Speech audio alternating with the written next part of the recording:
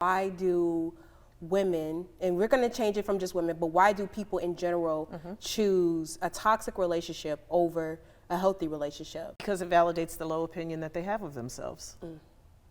If you don't know what it's like, if you have not had an appropriate example, if you have not been to therapy or done self-work or taken it upon yourself to read information about what a healthy, fulfilling, and sustainable relationship looks like, how can you model that?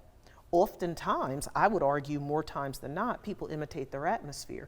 One of the questions that I ask during my intake session when I'm doing couples work is, what example have you had of a healthy, loving, and fulfilling relationship? And it's tragic to admit, but more times than not, my clients acknowledge that they did not have appropriate examples.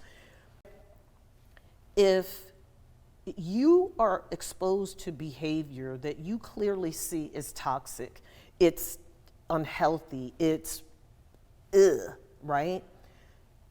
You have free will. You have a choice as a human being to not go down that road.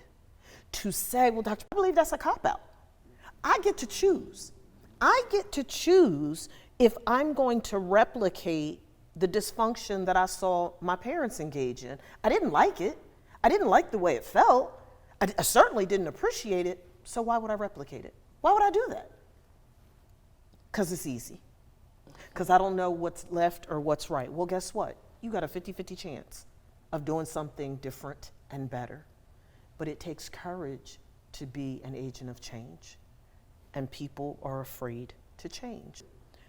One generation after the other, after the other, after the other, they set these poor examples for their children of what unhealthy looks like. And I can agree to that with the unhealthy, because granted, when I grow up, my parents did the best they could, but I wasn't shown the right way of how a relationship should go.